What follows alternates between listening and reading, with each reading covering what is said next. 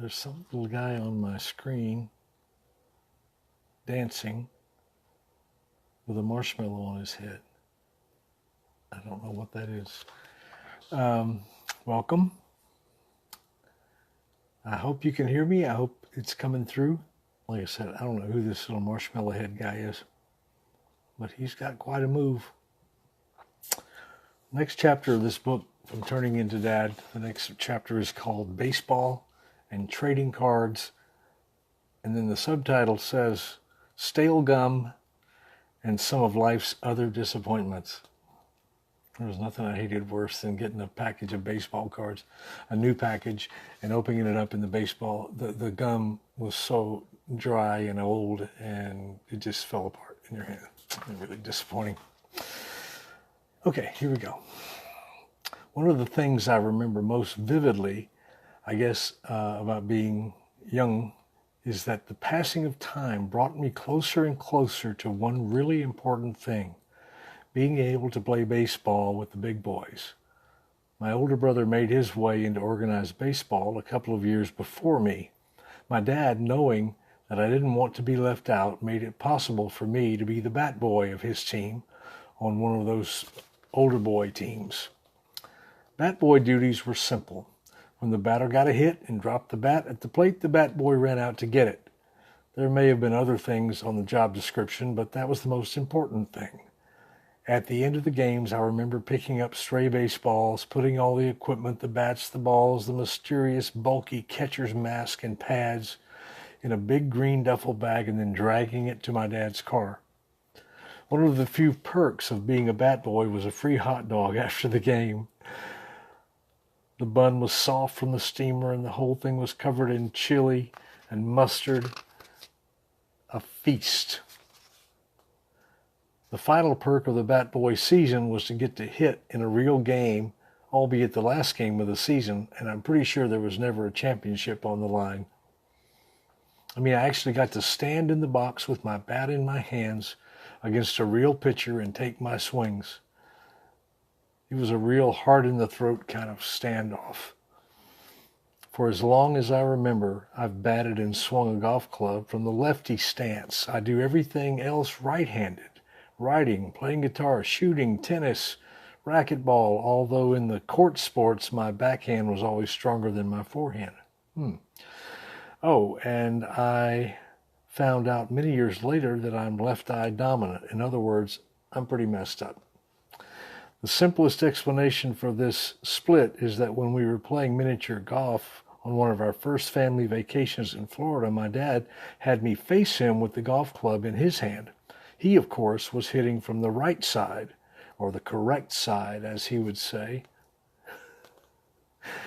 And I was mirroring him, swinging from the left. I guess it stuck because I've tried my very best to hit a golf ball or baseball from the right-handed position, and well, it's not pretty. I remember trying to buy my first set of golf clubs somewhere around 1972, and it wasn't easy finding an affordable lefty set. I often found myself in a golf foursome being the object of ridicule and moldy old jokes. My most interesting lefty golf story came at a tournament in California. I was at a charity event, and we played at the famous Spyglass Golf Club. And on the second day, I found myself teeing off on the number one hole at Pebble Beach. The first day, as the group was announced, the strangest thing happened. As the group of 5 that I was playing with gathered together, everybody was shocked in the least to find out in a matter of seconds that all 5 of us were lefties. That was awesome. And it wasn't planned. It was just a very random coincidence. And we played our round. And as we played our round, people stopped and stared and pointed as if we were aliens. Thanks, Dad. It's kept everything interesting.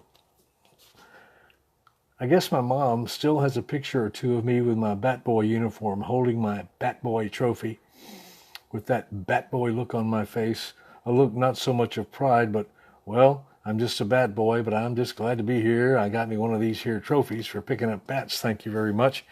I grew up with baseball trading cards of Mantle and Maris and others who represented the best of the best in the game during those years.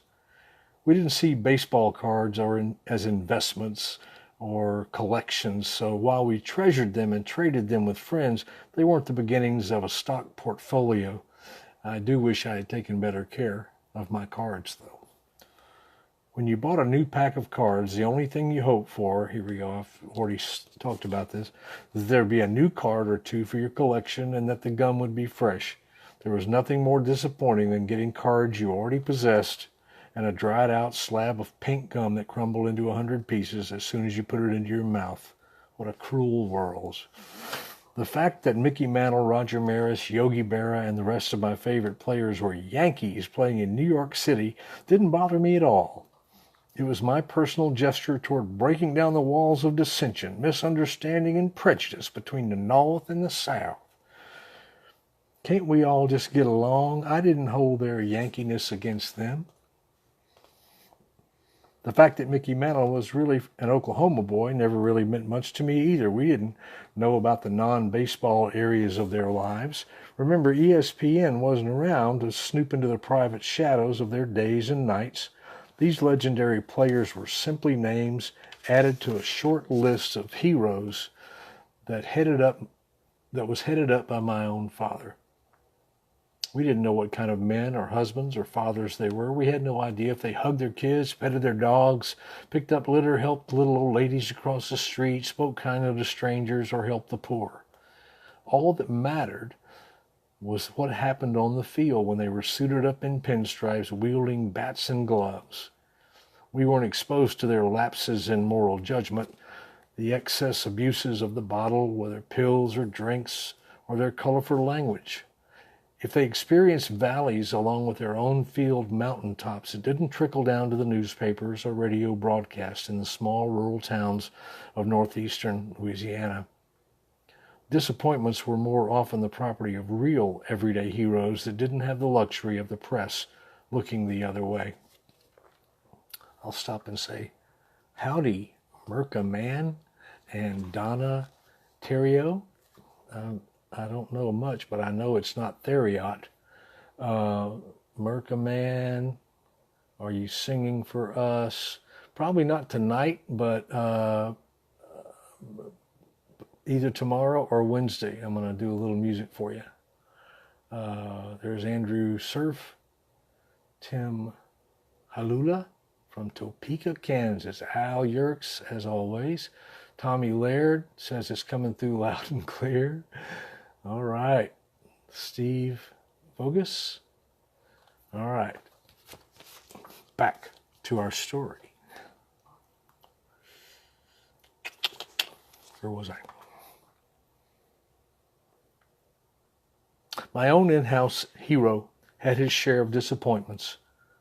I was unaware of them while they were happening, and I'm not sure if my mom and dad, if they protected us from the new lows that crept under the door of our home. Fact is, I really don't remember many lows at all, but there had to be some. God bless them. If there were money worries, health scares, or fears over the safety of the family, I was never aware of it. It was a blessing to have a childhood that was, for the most part, covered in innocence and good times, with a safe place to lay my head every night. And I know everybody doesn't have that. And every day I live, I'm more aware of that and more thankful for it. Life gets hard, intense, sad, disappointing soon enough. What a tremendous gift for parents to give their children: safety, innocence, and peace at home. We just watched a documentary a couple of nights ago called Mr. Rogers and Me. If you've had a chance to look at it, if you haven't, it's worth looking at. One thing about Dad is that he kept the graph of our family emotions on a pretty straight line. I would find out little bits of information over the years. We would talk and sometimes laugh about particular incidents. Then, long after the trauma and the intensity and the urgency had passed, I was spared from growing up too fast, facing life's dramas before my time. There's been more than enough drama since, and I could do with a little less. Maybe drama is better rationed out in small, controlled doses along the way. It might make it easier to learn to appreciate the value of proper, real drama and then keep it all in proper perspective. I know my dad had heartbreaks, soul aches, and disappointments with associates, friends, and yes, his children.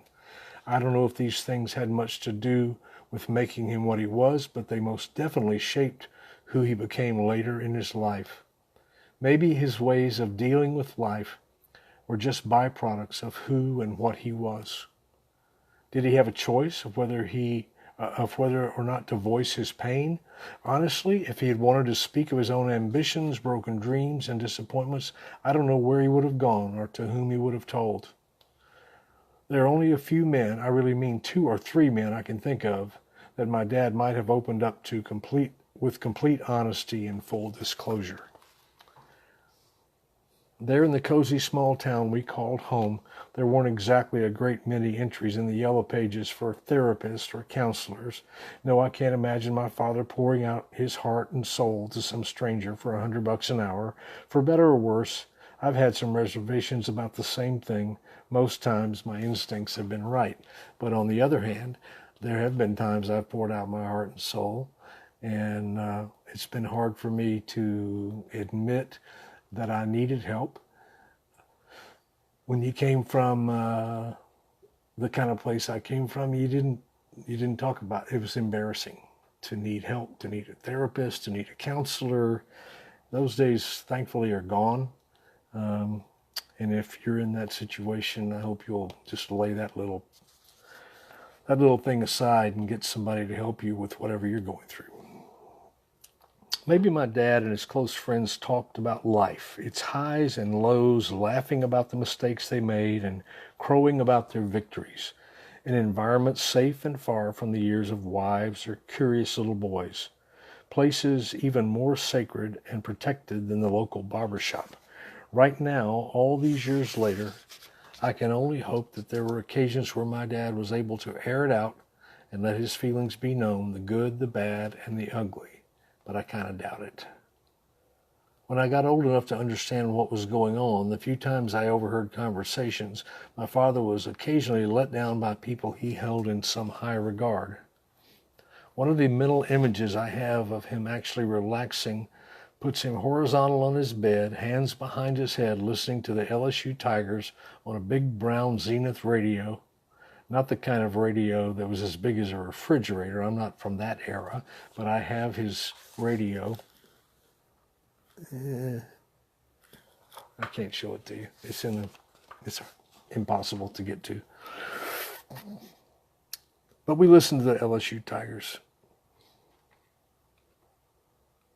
After an autumn Saturday afternoon, he dedicated to LSU football. It was especially hard on him when a particular LSU standout named Billy Cannon was convicted in 1983 of taking part in a counterfeiting operation.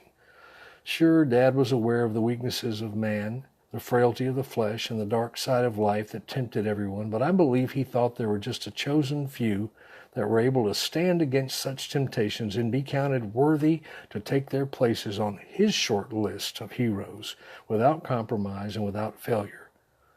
Evangelist Jimmy Swaggart was another prominent Southern man that drew the quiet admiration of my dad. Dad didn't buy into the same theological interpretations as Reverend Swaggart. After all, we were Baptist, and Reverend Swaggart was a rip-roaring, dancing across the stage Pentecostal. Dad and I never talked about why he admired this particular preacher. Maybe it was a little bit of sanctioned Southern pride. Have you noticed how few opportunities there are to use the word pride in a good way? It sounds sort of misplaced. Dad and I never talked about why he admired this particular preacher. Maybe it was a little bit of sanctioned Southern pride. There were other types of pride that were definitely not sanctioned due to the fact that Mr. Swaggart and his cousin, the rock and roll pioneer Jerry Lee Lewis, were from the town of Faraday, not 30 miles from our back door. Country singer Mickey Gilley was in that same family somewhere.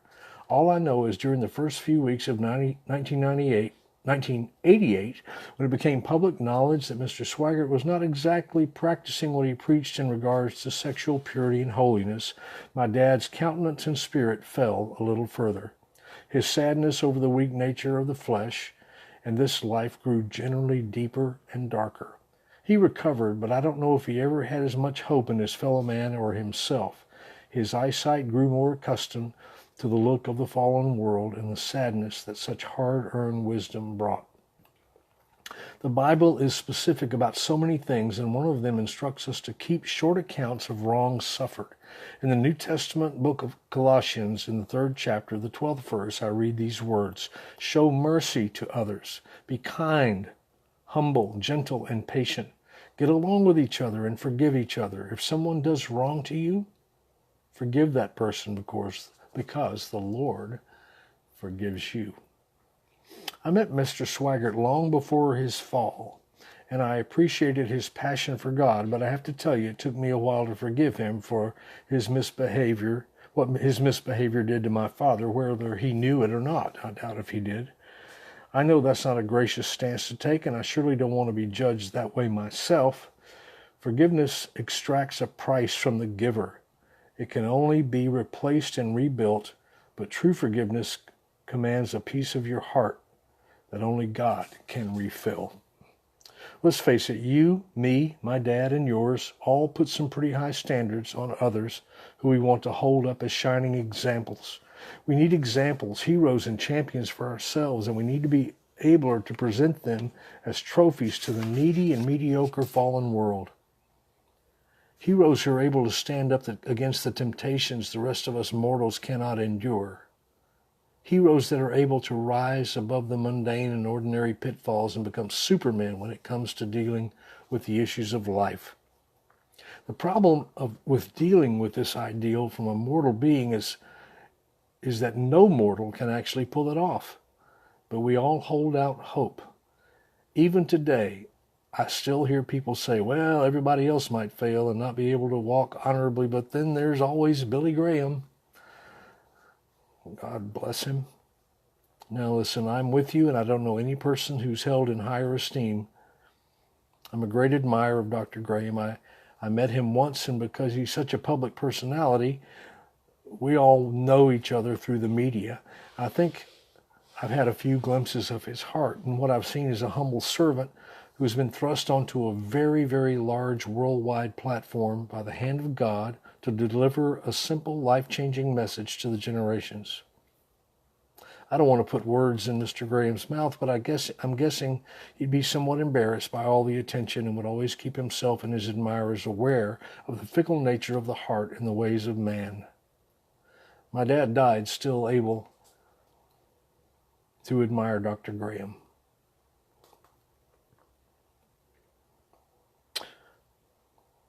My father died able to admire Dr. Graham, and I still sigh a heavy sigh and thank God for somebody my dad could look to as an example of good, always remembering that my Bible says all have turned aside. Together they have become useless.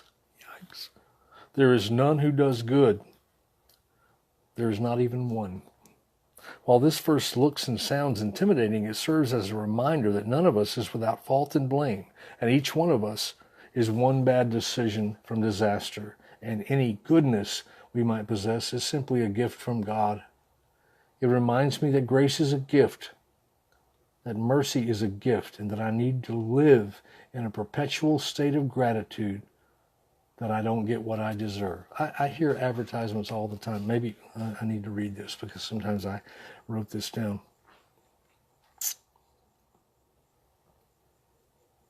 I read advertisements, I hear advertisements. You need this because you deserve it. You deserve this car. You deserve a loan. And these statements are coming from people who don't know me, and they don't know what I deserve. I know me, and I know what I deserve in a spiritual sense, and it's not what I have. Add a few betrayals by acquaintances in business, it's no mystery why my dad began to ration his trust in people, bestowing that trust only to a chosen few. Charles Watson was not, in my estimation, the kind of man who would sling dirt publicly about misdeeds or shady transactions, but I know it cut him deeply and added to his misery and discontent with this world. This is certainly not the forum for me to call into question those who wounded the man I idolized. He would not want that. It would be pointless. I'll just say that my father was a stand-up, deal-on-a-handshake kind of guy who loved his family and his community. I cannot imagine him saying or even thinking, it's not personal, it's just business. I've never understood what that really means anyway. I don't think a man of my father's character could easily separate business from personal because the two ran parallel in his way of life. You didn't conduct yourself one way in a business transaction and carry on another way in personal dealings. But this is not a perfect world, and sometimes the gentleman's ideals are overshadowed by the realities of a fallen world. I hope in his last days he was able to see the eternal perfected kingdom that was his destination. I hope he saw glimpses of the purity and perfection of that world that was about to be his eternal home. I'm sure he sees them now. I feel that same sort of sinking feeling come over me from time to time, that some oppressive cloud can cover up the light that we cling to. We float around over any of us now and then. Learning from the life of my father, knowing that I'm inclined to be a whole lot like him, I will not surrender my heart to such a morbid way of living.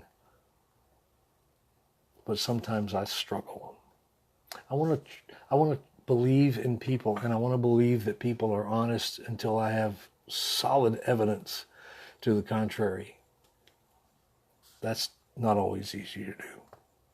There's more bad news now than ever. What more outlets to hear and read about bad news? Bad news is not just on the 10 o'clock news anymore, but on 24 hours a day and on my homepage of the internet and everywhere else, for crying out loud. Sometimes it makes you want to cry out loud.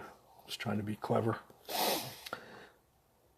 If part of any solution is to be aware of the problem, then the memories of my father's heartbreaks and disappointments keep me on guard. Those memories feed my desire to keep holding out hope, to keep holding up the shield that is my faith in my God, and to keep my eyes focused on all things good. There is a propensity to be negative, a bent toward worry over anything and everything. Media culture seems to make you feel guilty for not being worried, more so now than when I wrote this. I mean, every news story is, how can you not be outraged? A young parent, overwhelmed with gratitude and joy of the gift of life, can be broadsided by worry and guilt for not fretting enough over every toy their children have or don't have, the dangers of the playground, the lurking possibilities of a life-threatening illness, or any number of maybes and what-ifs.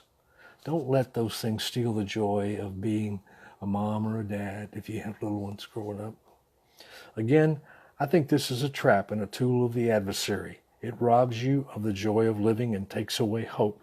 It can diminish our faith and cause us to forget that God is alive and well and at work in our everyday lives. To win out over disappointment and fear takes aggressive action. You can't just passively expect to win. You have to stand firm. The war won't be won sitting silently on the sidelines. Get in the box, swing away from either side. And that's the end of that chapter. I hope you enjoyed that. I really appreciate you dialing in. Got some new people. Robert Hanson. I don't know. Robert, did you know my dad? I think you did. Linda Hobart. Yeah, Linda, I just don't have the time to look into the self-publishing thing right now. My main vocation at this point is entertaining, feeding, caring for my little 4-year-old. I wish I had nothing else to do. I really love him so much. Let's see, Mita Pogue. Misha Mann from Alabama. Kimbra Graves says she makes her want to gather the memories she has. Anybody can write. I bet you can. Well, okay, folks. Someone said their mother loved my music. What's with the dancing? Can you see that too? I don't know what that is. Jay Rouse. Hey, Jay Rouse. Who said, let me see what's going on here. What's with the dancing? Oh, Ruthie Derby said, "Mother loves your music." You know, we're all a little vain. And I remember this little college girl coming up to me after a concert, probably 20 years ago now. And she had it's back when we sold pictures. That seems sort of conceited, but hey, would you like a picture of me? We'd sell pictures, and this little cute little college girl came up and said, "Would you sign this for me? Beat, beat. My mom loves your music." You know, now I don't care. I appreciate everybody that listens and everybody that enjoys it. And if you've enjoyed this time like this, let me know and we'll keep doing it. There might be some times where I have to record it and I can't address you and thank you for being online with me. I'm making some major changes in what I'm doing. I've gotten lots of inquiries about concerts. People say, "Are you still doing it?" Well, of course, why not? So if that's on your mind and you think you can do that, let me know. Wayne at waynewatson.com is email address. I can't think of anything else to say except thank you.